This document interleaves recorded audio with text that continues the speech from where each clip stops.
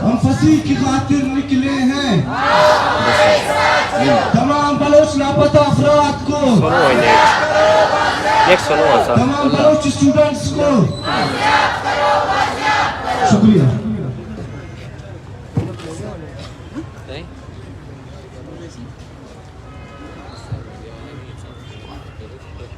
ये फसी बलोच ग्रात देख तरह सोए बलोच मस्तर ग्रात जमीर व दसमी दिखना के बेद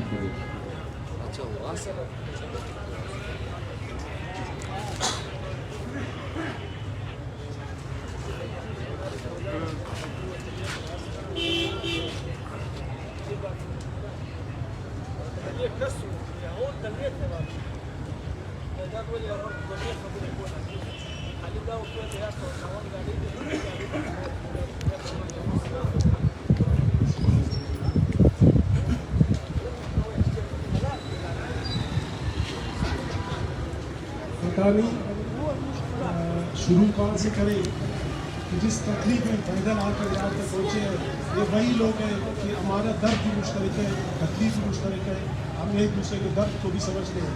और जिस जगह का हम इंतखाब करके यहाँ तक पहुँचे हैं वो भी हमारी तरह एक मजलूम है। कभी उसे ताला लगाकर बंद किया जाता है तो कभी उस पर किसी के इजाज़तनामे के बाद यहाँ पे नहीं छोड़ा जाता।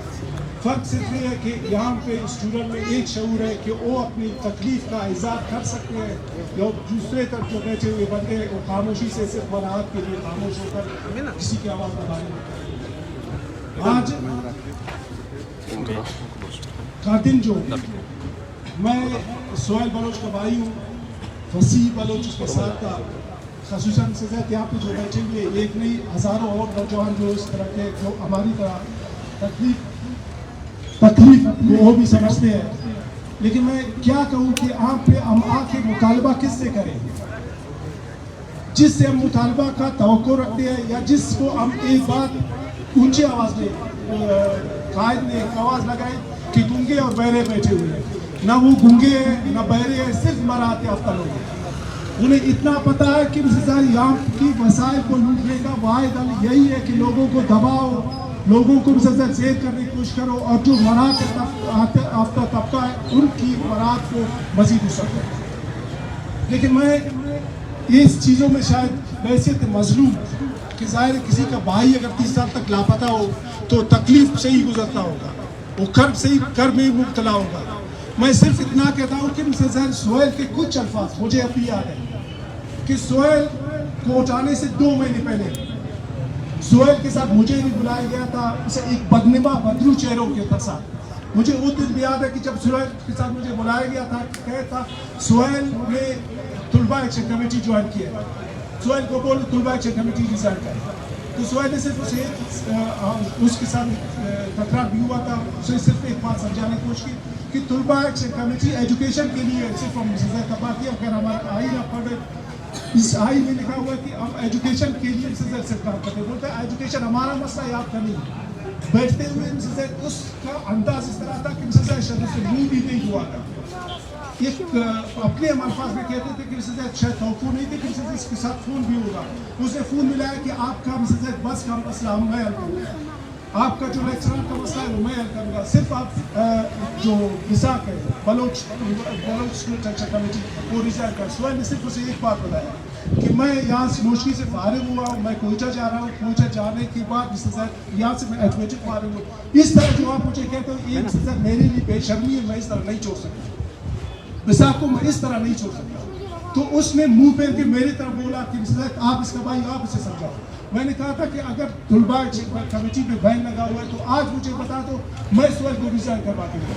प्रेस क्लब में जाके बता देता हूँ कि तुलबा कमेटी एक मज़ामती तंजीम है, या आपको उसको आपकी रियासत को उससे नुकसान है। तो मैं बोलता है उस बोलते ही मुझे कहा, तो मैंने कहा था शायद आपके भाई का मसला है, लेकिन आप भी शोखी दिखा रहे हैं, आप भी समझने की कोशिश करो। कल ऐसा नहीं होती, आप भी बारी गुजरे। आज उसी सोहेल का 3रा साल लापता होने पे जब हम गुजार रहे हैं यहाँ पे आके खड़े होकर मैं मुतालबा इसलिए नहीं कर सकता कि यहाँ पे उनको हमसे कोई वास्ता नहीं। अगर उन्हें वास्ता हो बड़ी बड़ी गाड़ियों में बंदूकें उठाकर लोगों को, बच्चों को जिनके आगे खड़ा में अगवा नहीं करते, बंदूकों का जन्म इस जदीद सदी में शायद उसे पता ही नहीं कि जदीद सदी की ज़रूरत क्या है। यहाँ पे बंदूकों का जंग जरूर आप किसी फर्द को मार के टारगेट करके उसे खत्म कर सकते हो, लेकिन इखलाकी तौर पर आप शिकस्त कर चुके हो। अब भी मैं कहता हूँ कि जब सोहेल शुरू के दिनों में इसका एहतजाज चल रहा था, मैंने कहा कि शायद हमारा कोई बच्चा तालीमी इदारों में नहीं होगा उस खौफ से, लेकिन सरकार का, उन इदारों का, रियासती मुखबरों का, उन दलालों को आज उबावर करना होगा या इस इखलाकी जुर्रत का मुजाहरा करके अपनी शिकस्त को तस्लीम करना होगा कि आप एक नहीं हज़ारों नौजवान अब भी खड़े हैं आपके जुर्म के बावजूद, आपके जुल्म के बावजूद, आपके तमाम तकालीफ के बावजूद यहाँ पे खड़े हैं को जिंदा नहीं। ये महज एक नारा नहीं, एक नस्ली जंग का बुनियाद है जिसको आपने रखा है।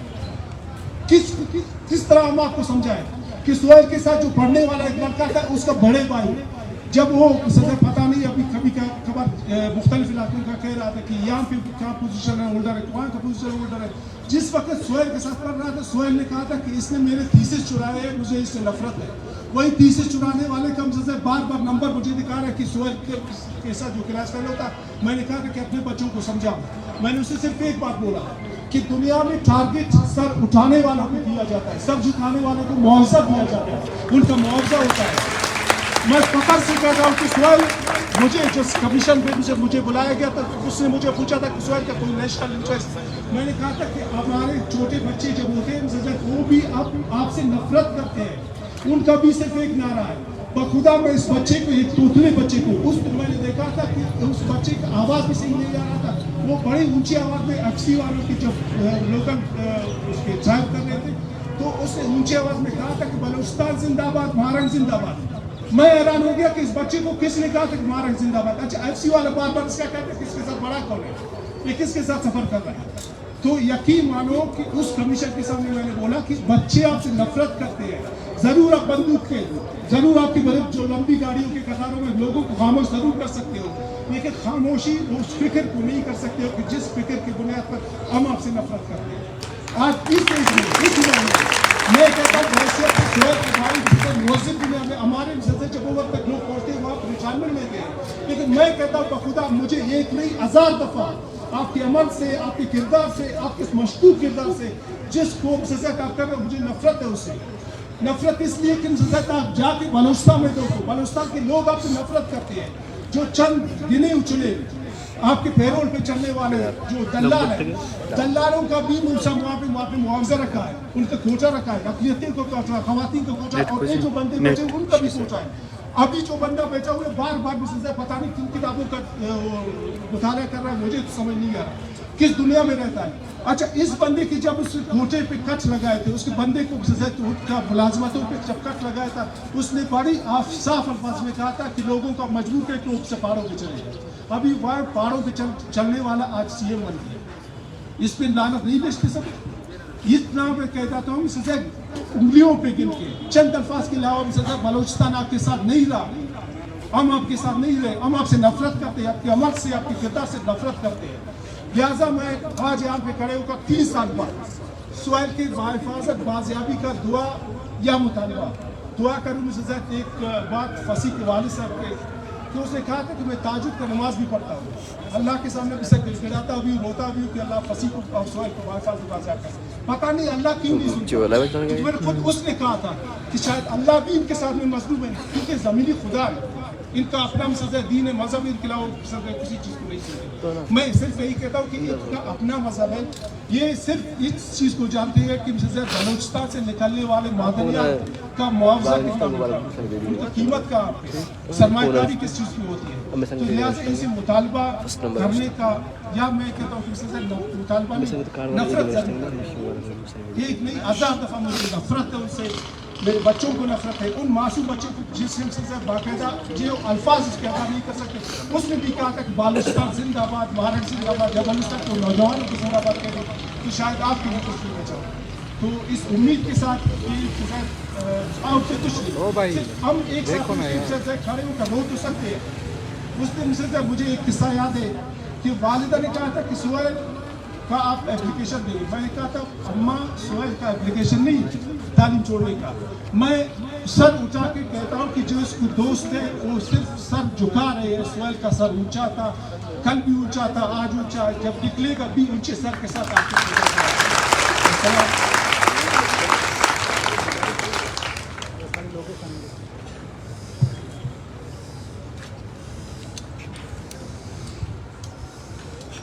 मैं को ना देखो जान से बलोची बन गए बाद की छीन दे कब्जा रोटी मासूम बलोची या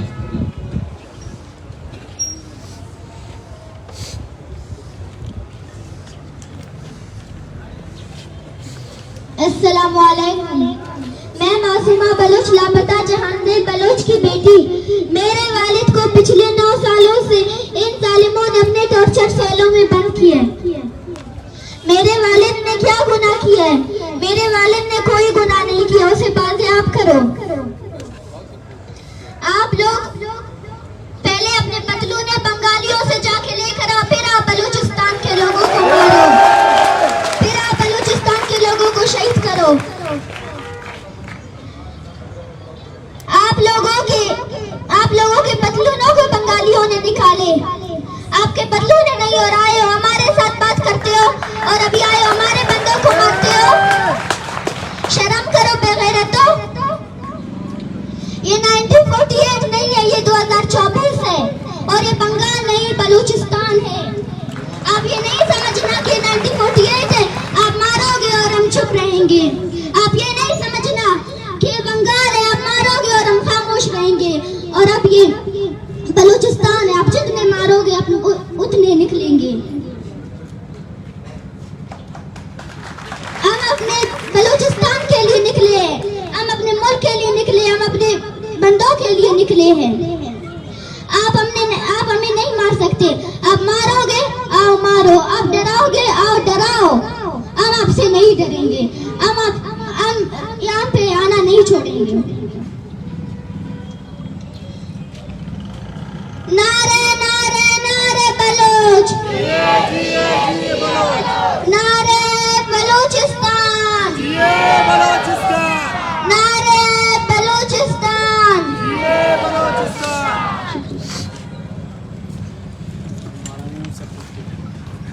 मिलतवर माती वेलिए तराना देव बराना बलूच जस्ती कमेटी संगत दीपक बलूच को रसबंदी करना क्या बात है दीपक बलूच कॉमरेड बीबो कदम बढ़ाओ हम तुम्हारे साथ हैं कॉमरेड बीबो कदम बढ़ाओ हम तुम्हारे साथ हैं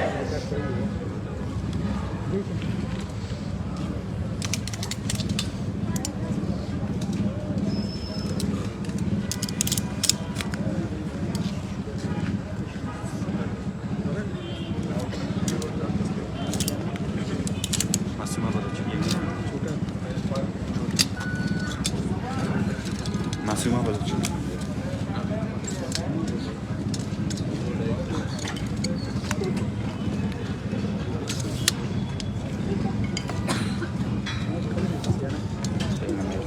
पुलिस वाले को सरपंच को